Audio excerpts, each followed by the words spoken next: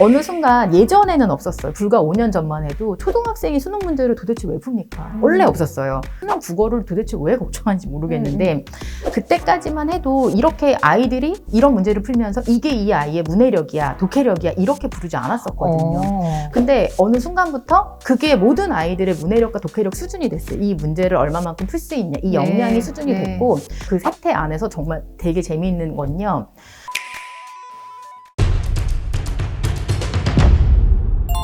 대기자 TV. 안녕하세요. 교육대기자TV 대기자 방종임입니다. 요즘 입시 전문가들을 만나보면요. 합격하는 생기부를 만드는 가장 효과적인 방법으로 독서를 꼽더라고요. 그래서 오늘은 입시 성공을 위한 독서 활용법, 독서 대비법까지 알아볼게요. 네, 안녕하세요. 대기자TV 구독자 여러분. 안녕하세요. 반갑습니다. 네, 반갑습니다. 알려주신 바로는 논소라랑을 운영하고 있고요. 그리고 제가 아직까지 그렇게 많이들 알지는 못하시겠지만 수행과 수능이라고 하는 중등 독서, 그러니까 중고등학생 아이들 독서를 지도하는 학원을 운영하고 있어요. 27년차 독서교육 전문가 김수미라고 합니다. 네. 저희가 흔히 생각했을 땐 독서는 국어 관련돼서 국어 실력을 높이기 위해서는 연관되겠지만 생기부에 도움되는 독서법은 조금 낯설고 생소하거든요. 어떤 면에서 연결이 될까요? 지금 입시가 바뀌었잖아요. 2028 지금 고교학점제가 현실적으로 실행이 됐고 입시는 바뀌었어요. 그렇죠? 지금까지 입시와 바뀐 입시는 패러다임이 달라요. 그 패러다임 다르다는 말들은 모두 다 많이 하셨을 거예요. 뭐 일각에서는 그 바뀐 입시가 잘못됐어. 뭐 어떻게 그 입시에 대해서 평가하거나 말씀하시기도 하는데 저는 개인적으로 제가 정말 오랜 시간 동안 한 곳에서 독서를 가르쳤고 맞아요. 정권이 바뀔 때마다 교육은 계속 바뀌었거든요. 예전에 논술시험이 생기기도 했고 논술시험이 없어지기도 했고 여러 가지 입시의 변화가 있었지만 그 모든 변화에서 저는 부모님들에게 이런 말씀을 드리고 싶어요. 변화를 판단하고 평가하는 건 사실 차후의 일이고 전문가들의 몫이겠죠. 근데 내 아이를 정말 잘 키워야 되는 부모의 입장에서는 변화를 판단하고 그걸 감정으로 받아들이기 전에 그 변화 자체에 대해서 빨리 누구보다 더 빨리 파악하고 누구보다 빨리 이해할 수 있는데 입시의 패러다임이 바뀐 걸 대표적으로 얘기를 하면 이렇게 생각하시면 돼요. 올림픽이랑 똑같아요. 올림픽에서 메달을 따는 건 올림픽에서 메달 어떻게 따죠? 1등 해야지 따죠. 예, 대회 당일에 1등을 해야지 따잖아요. 그렇죠? 그건 공정함이고 상식이잖아요. 대회 당일의 결과를 받아들이는 것. 그게 스포츠 정신이고 그게 곧 지금까지의 입시였어요. 하지만 2028부터 바뀝니다. 어떻게 바뀌냐면요. 대회 당일에 성적도 중요하지만 그것만큼이나 더 고려해야 될 부분은 이 선수들이 어떻게 훈련을 해왔는지 그 과정도 함께 고려해서 메달 순위를 정하겠다는 거예요. 3년간의 고등학교의 생활에서. 네, 예를 들면 스포츠 선수로 예를 들면 이 해당 선수가 한 명 있으면 여러 명의 코치들이 있을 거고 이 선수가 여러 과정을 거칠 거잖아요. 각 과정에 여러 명의 코치들이 이 선수의 기록을 해주는 거예요. 사실 그 기록 분량이 되게 방대해요. 보통 한 학기에 한 10과목의 과목을 듣는다고 생각해 보세요. 5과목을 안 하고 3학년 2학기 과목이 들어가지 않는다 그래도 5학기잖아요. 그러면은 50개의 이 기록, 선수에 대한 과정에 대한 기록들이 모이는 거예요. 어마어마하겠네요, 분량이. 어마어마하죠. 이게 A4로 정말 C포인트로 한 글자도 떼놓지 않고 쭉 빽빽하게 채운 A4 기본형이었을 때 10장에서 11장이 나와요. 그렇게나 나와요? 그렇게 많아요. 그 과정이 과정에서 이 아이가 어떻게 지금 학습을 했고 어떤 태도를 가졌고 무엇을 배웠는지가 다 기록되고 이 기록을 바탕으로 대학은 분석을 하겠다는 거예요. 그런데 그렇게 되면 허위로 이 기록을 조작할 수도 있잖아요. 생기부에 적혀 있는 기재사항이 보통 부모님들이 막 정말 해맑게 정말 열심히 하는 아이입니다. 성실했습니다. 주도적으로 임했습니다. 최선을 다했습니다. 그러면 그 세특이라고 해요. 그 기재사항 평가를 대학에서 하거든요. A, B, C, D가 있는데 A, B, C, D 중에 B를 받아요. 그렇게 적혀 있어요. 너무 천편일률적이라. 열심히 했습니다. 최선을 다했습니다. 이거는 안 돼요. 세특에는 뭐가 기록이 되어 있어야 되냐면요. 이 아이가 구체적으로 뭘 했는지가 기록돼 있어야 돼요. 그래서 얘가 뭐 정말 침묵의 보물을 읽고 DDT에 얘가 잘못된 부작용에 대해서 문제 제기를 했고 그래서 거기에 대해서 알기 위해서 어떤 조사를 했고 혹은 화학 시간에 어떤 실험을 할 때 그걸 그 관심을 연결해서 얘가 무엇을 연구했고 추가로 뭘 해가지고 어떤 결과물을 어떤 보고서를 나에게 제출했는지. 그래서 생기부의 3년이죠. 이 3년의 기재사항 자체가 이 아이의 학교 생활의 모든 것들이 아주 세밀하게 담기게 되거든요. 네. 그래서 이제는 정말 뭔가 정말 왜 한 방에 끝내는 네. 그런 입시 그것보다는 그 과정을 잘 준비해야 되고요. 네. 그걸 결국은 과정의 학습을 심화해서 혹은 적극적으로 그리고 제일 중요하게 생각하는 주도성이잖아요. 얼마만큼 주도성을 가지고 하느냐. 그 학습에 정말 필요한 게 결국은 텍스트를 읽어내는 능력이고요. 읽기에서 끝내면 안 되고 그걸 통해서 아이들이 뭔가 탐구보고서나 이런 것들을 만들어낼 수 있는 능력. 결국은 읽고 쓰는 능력이요. 읽고 쓰는 능력이 주축이 되어서 앞으로는 생기부가 만들어지기 때문에 앞으로는 아니죠. 지금도 그렇게 만들어지고 있거든요. 네. 그래서 입시에서 이제 앞으로 독서가 중요하다라고 말하는데 그 독서는 단지 읽는 독서를 말하는 게 아니고요. 읽고 쓰는 능력, 이 읽고 쓰는 그 독서가 중요하다라고 말하는 거예요. 그동안에 성적 중심의 입시에서 과정과 역량 중심의 입시로 전환되는 시점인데 그 시점을 올림픽으로 비유해서 말씀을 해주시니까 너무 쉽게 와닿는 것 같아요. 그리고 그 부분에서 핵심으로 이 아이가 얼마나 노력했는지를 보여줄 수 있는 가장 중심축이 독서를 통해서 한다면 훨씬 더 효과적이다라는 말씀이신 것 같아요. 그 부분이 때문이었을까요? 이번에 1등급을 이기는 생기부 독서법 이런 책을 내셨잖아요. 현장에서 부모님들은 사실 입시가 바뀌었지만 네. 정말 우왕좌왕하고 많이 불안해하지만 옛날 입시를 준비하고 계세요. 여전히. 옛날 입시는 과정평가가 아니고 네. 그러니까 성취도 평가라고 불리우잖아요. 역량평가가 아니고 성취도 평가. 역량평가랑 성취도 평가는 다른 개념이에요. 네. 그동안은 성취도까지 하면 됐어요. 성취도는 학교 교과에서 가르치는 것을 얼마나 성실히 해서 내 것으로, 그러니까, 주가 이 교과에 있어요. 이 교과를 얼마나 내 것으로 잘 받아들였냐. 이게 성취도고요. 역량평가는 자, 내가 받아들인 이 성취도를 얼마나 잘 활용할 수 있는가. 이게 역량이거든요. 근데 지금까지 입시는 여기까지였어요. 네. 받아들이는가. 그리고 받아들이는 거에 충실한 게 잘 외우거나 잘 필기를 하거나 수동적인 교육이죠. 지금 있는 역량평가라는 건 정답을 찾아가는 게 아니고 그렇게 내가 얻어진 나의 많은 지식과 많은 것들을 그것들을 가지고 이 아이가 내가 호기심을 가지고 내가 주도적으로 내가 원하는 것, 내가 정말 나를 중심으로 해서 내가 원하는 걸 자꾸 해나가는 그런 독서를 말하거든요. 근데 많은 부모님들은 아직까지도 성취도에 되게 집중한 네. 교육을 맞아요. 생각하세요. 포커스를 두고 있으세요. 근데 제가 곰곰이 생각을 해본 바로는 입시를 몰라서 그런 것 같아요. 특히 입시는 네. 이런 말이 있어요. 부모님들 사이에서. 둘째를 대학을 보내봐야 그제서야 비로소 이해가 된다라는 말이 있거든요. 첫째 때는 알 수 없는 거네요. 그때는 알 수 없다고 말해요. 둘째를 보내고 네. 나면 이 지식이 아까워서 늦둥이를 낳았어야 돼. 걔는 완벽해. 이런 말씀을 하세요. 근데 이 정도로 입시라는 게 정말 많이 복잡하고 네. 결국은 모르니까. 근데 이전에는 사실 그걸 몰라도 됐었어요. 입시 패러다임이 안 바뀌었잖아요. 수능만 잘 보면 되니까. 그렇죠. 그러니까 그 전에 성공 공식을 따라가면은 그대로 우리 아이는 잘 성공할 수 있었거든요. 그런데 패러다임이 바뀌었고 이제는 미지의 성공 공식이 필요하거든요. 지금도 수능 100%로 대학을 들어가는 전형으로 들어간 아이들이 아직도 많잖아요. 그런데 지금 현재 뭐 초등학생이라던가 중학생인 내 자녀가 초등학생이나 중학생이라면 얘네들이 대학 갈 때는 지금이랑 다를 거. 얘네는 정시 수능 100% 전형으로 대학을 갈 수는 있겠죠. 네. 하지만 주요 없을 것 같아요. 상위 10% 안에 드는 서울 16개 대학은 못 갈 거란 말이에요. 이거는 모두가 다 똑같이 말하고 있고 이거는 그냥 이미 결정된 거라고 봐도 무방하잖아요. 그러니까 지금 이제는 미지의 성공 공식을 내가 만들어가고 찾아가야 되기 때문에 중요한 건 이 입시가 어떻게 됐는지를 알아야 되는데 입시가 너무 복잡하죠. 그 미지의 입시에서 대표님이 생각하셨을 때 왜 생기부에서 독서가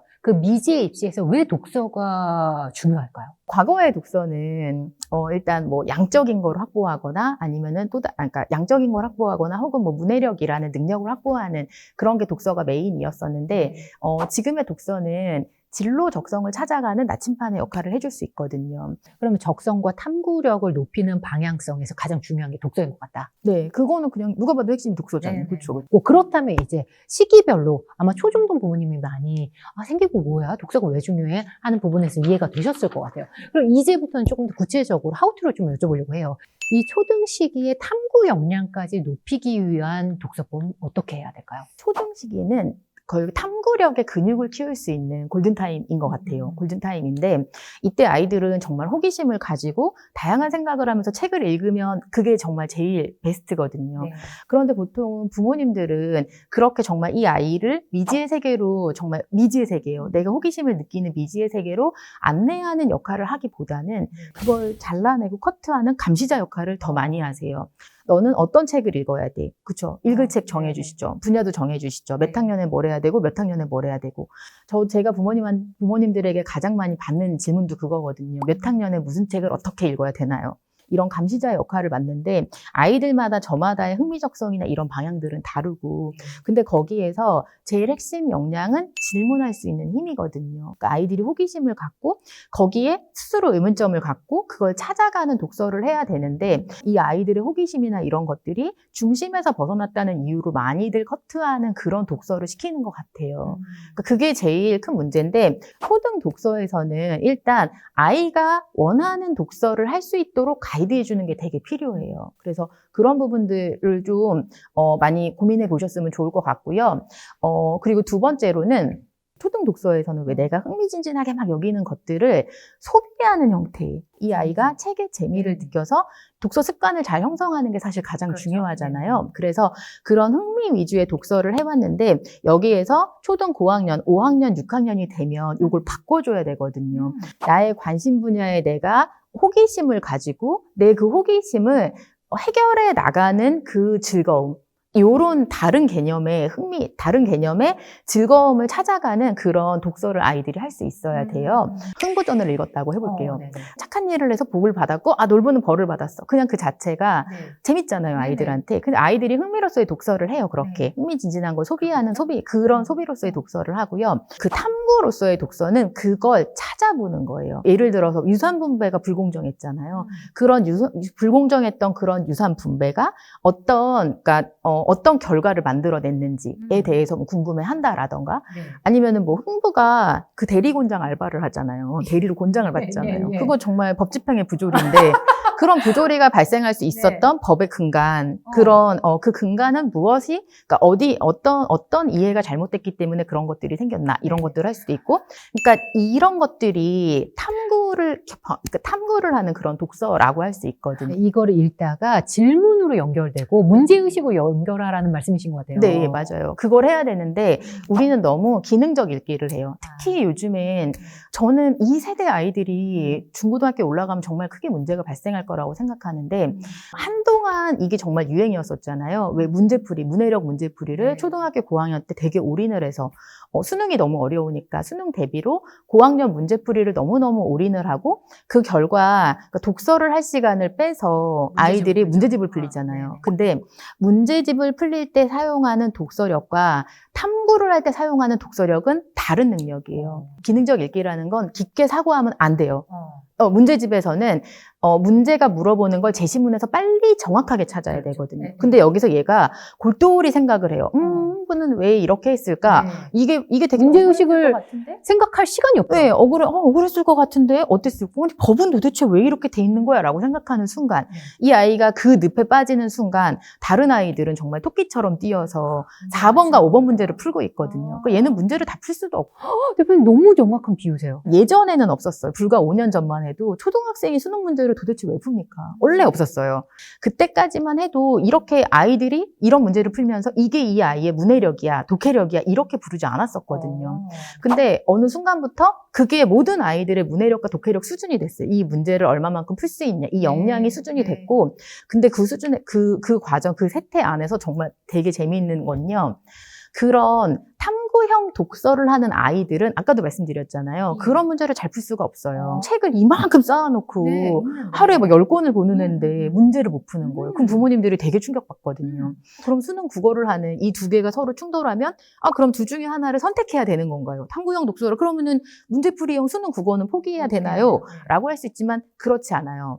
이건 순서의 문제예요. 탐구형 독서가 되는 아이들을 고등학교 갔을 때 훈련을 시키면 기능적 독서를 간단하게 해요. 그래서 이거는 망고의 진리잖아요. 책을 정말 잘 읽고 많이 읽는 사람이 수능 언어 틀렸단 말 들어본 적 있으세요? 없죠.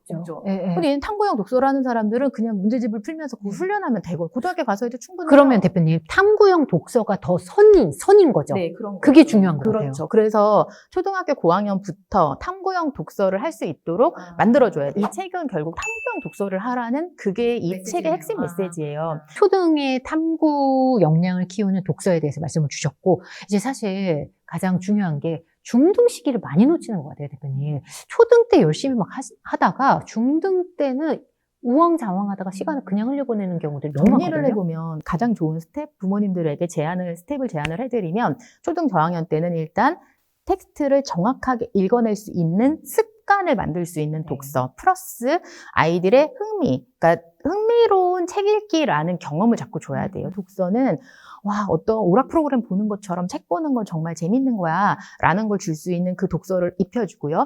탐구 독서를 하려면 기본적으로 뭘 알아야 돼요. 그렇죠. 세상을 알아야 돼요. 그렇죠. 우리 그 세상에 대한 지식을 뭐라고 부르냐면 배경 지식이라고 불러요. 그래서 배경 지식을 아이들이 활용하는 독서를 해야 되는데 그걸 활용하려면 활용하기 전에 배경 지식이 있어야 활용할 거 아니에요. 근데 없거든요, 아직. 없는 아이들이기 때문에 중간 단계에 보통 10살, 11살, 12살이라고 보시면 돼요. 초등학교 중학년 시기. 배경 지식을 확보해 주는데 포커스를 맞춘 독서를 하는 게 좋아요. 그리고 그 다음 코스 배경 지식이 다 됐으면 그 다음부터는 이걸 심화 독서로 바꿔주는 독서를 다시 또 해야 돼요. 그래서 독서를 하면서 한 권을 읽어도 다양한 방향의 질문을 하고 다양한 방향의 사고를 하는 그런 탐구형 독서를 정말 조금씩 아이가 스스로 해보는 그런 연습을 해야 되고요. 그리고 난 다음에 우리 목표점은 고등학교 때 3년 동안 생기부를 너무 모든 대학이 큰 박수를 칠 그런 생기부를 만드는 거잖아요. 3년의 생기부가 고등학교 갔을 때 아이들이 정말 낯설어해요. 고등학교 딱 가서 생기부를 봤는데 세특도 그렇고 뭐 수행평가 해야 되는 것도 그렇고 모든 과정이 아이들에게는 뭔가 그리고 선택해야 될 것도 되게 많아요. 동아리도 선택해야 되고 창체도 선택해야 되고 내 진로적성 방향에서 내가 스스로 판단하고 스스로 만들어가야 될 것들이 진짜 하루에도 몇 개씩 계속 있거든요. 근데 그게 아이들한테는 사실 되게 어려운 일이잖아요. 근데 이걸 연습을 해볼 수가 있어요. 언제요? 고등학교 3년을. 연습을 언제 해볼 수 있냐면 중학교 3년이에요.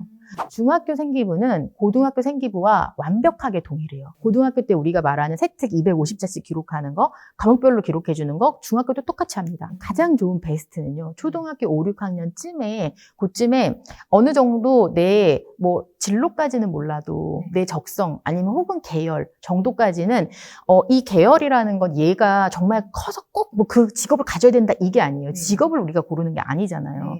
내가 흥미롭게 즐겁게 공부할 수 있는 학문을 찾으라는 거잖아요. 계열이라고 하면 인문사회에서 우리나라에 7개의 계열이 있잖아요. 그 부분에서 자기 적성이 뭐가 맞는지를 좀 찾아봤으면 좋겠다. 우리 아이가 가장 좋은 퍼포먼스를 낼 수 있는 공부는 무엇인가? 이 아이가 다양한 것들에 흥미를 가지고 내 진로를 찾기 위해서 이것도 해보고 저것도 해보고 노력해 봤어요라는 과정이 기록돼야 되고요. 2학년에는 거기에서 내 진로 적성 분야를 찾는 거예요.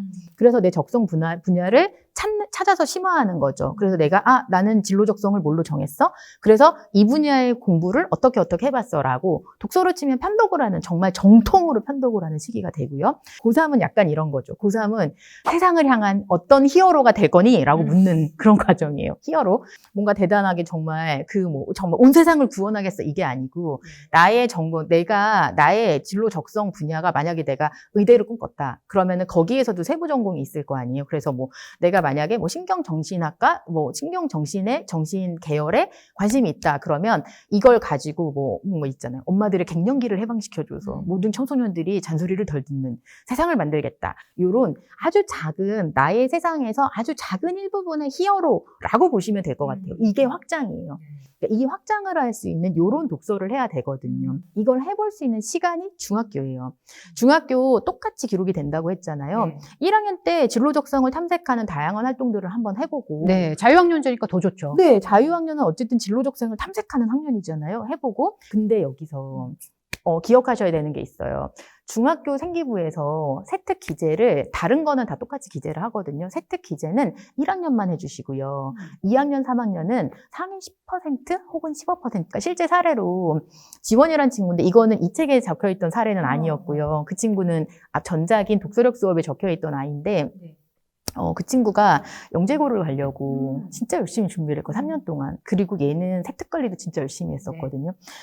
그렇게 다 했는데 영재고를 다 떨어졌어요. 그래서 아이가 네. 정말 얘도 공부를 진짜 나름 잘한다고 하는 아이였었는데 정말 한동안 한 두세 달 동안 그랬던 거 두문불출했던 것 같아요. 근데 그렇게 정말 혹독한 겨울방학을 보내고 난 다음에 고등학교 입학을 했을 때 아이가 찾아왔거든요. 그래서 지원아, 그래도 고등학교 가니까 어때? 재밌어? 이렇게 제가 좀 아이에 좀 상처가 있으니까 조금 조심스러웠거든요. 물어봤어요. 그랬더니 지원이가 그 얘기를 하는 거예요. 선생님, 제가 방학 동안 곰곰이 생각을 해봤어요. 제가 왜 실패했는지 곰곰이 생각을 해봤대요. 근데 자기가 아무래도 모든 학원도 그렇고 모든 공부 스케줄도 그렇고 너무 엄마가 정해주는 대로 했던 것 같대요. 그래서 이번 방학에는 자기가 직접 리서치를 해봤대요. 그래서 자기가 어떻게 할지, 학원은 어떻게 배치를 하고, 공부 스케줄은 어떻게 할지 배치를 해봤다는 거예요. 그걸 설계를 하고, 세특도 얘는 작성을 해봤잖아요. 얘는 작성을 해봤으니까, 예, 중학교 때 작성을 해봤기 때문에, 고등학교 때 얘는 약간 회기자 같았던 거예요. 모든 아이가 해맑은데 얘는 혼자 회기자가 돼가지고, 난 뭘 해야 돼, 뭘 해야 돼, 라는 그 플랜을 막 짜고 있는 거예요. 정말 대단했죠. 서울대 의대 들어갔어요. 들어갈 수밖에 없었을 것 같아요. 누가 얘를 이기겠어요. 이 아이를. 거길 가라는 얘기가 아니에요. 거길 가라는 얘기가 아니고 간다라는 가정하에 한번 3년 동안 아이와 2인 1조가 돼서 부모님이 같이 서포트를 해주고 안목이 있는 아이로 만들어주면 그럼 고등학교 갔을 때 이 아이는 분명히 다른 아이가 될 수 있어요. 그리고 훨씬 수월할 것 같아요. 한번 치러본 경험이기 때문에. 그래서 그 부분에서 근데 그 3년 동안 쓰려면 준비를 하려면 뭘 알아야 그리고 쓸 거리가 있어야 되는데 그 쓸거리가 독서에서 찾았으면 너무 좋겠다라는 말씀이신 것 같아요. 네, 맞아요. 입시를 알아야 되고요. 제일 1번 입시 부모님만 알아도 되는 게 아니고 이제는 애들이 알아야 돼요. 아이들이 순간적으로 판단하고 선택해야 되니까. 두 번째로는 읽고 쓰는 능력, 독서가 읽고 쓰는 능력이에요. 읽을 독에 쓸 서자가 합쳐진 단어가 독서거든요. 그 독서, 읽고 쓰는 능력을 일단 기본적으로 장착해야 되고요. 그 다음에 진로적성을 알아야 돼요. 진로적성을 안다는 건 나에 대한 관심, 내가 무엇을 해야 되는지에만 주구장창 관심을 가질 게 아니라 나에 대해서 내가 뭘 하고 싶은 사람인지, 내가 어떤 사람인지, 뭘 싫어하는지 아는 것도 좋아요. 내가 애들이 책을 읽으면서 뭔가 어떤 책이 너무 좋으면 그걸 진로적성을 찾는 거잖아요. 근데 어떤 책이 되게 싫을 수도 있어요. 내가 뭘 싫어하는지 아는 것도 그것도 진로적성이거든요. 고등학교에 가면 사실 그러니까 책 읽을 시간을 확보하는 게 현실적으로 좋진 않거든요. 많진 않거든요. 고등학교에 가면 가성비 독서를 하는 게 좋거든요. 그래서 뭔가 사회나 역사나 지리나 인문이나 철학 그리고 과학 이런 것들이 융합되어 있는 형태의 책들이 있어요. 예를 들어서 과학자의 서재라던가 아니면은 총균세, 사피엔스 이런 책들이 그런 것들이 융합되어 있는 형태의 책이거든요. 근데 이런 책들이 거의 만능책이라고 볼 수 있는데 필요한 책, 가성비 있는 책. 이런 만능책을 이런 식으로 읽고 어떻게 활용하면 좋을지에 대한 사례들을 되게 세세하게 들었거든요. 이런 부분들 부모님들 보시고 꼭 도움 받으시면 좋을 것 같아요. 제가 이 책을 쓴 궁극의 이유는 애들 책 읽히려고 쓴 거예요. 입시에서 어떻게 독서가 도움이 되는지 막막했던 분들이라면 활용해 보시면 좋을 것 같습니다. 함께 해주셔서 감사합니다. 감사합니다.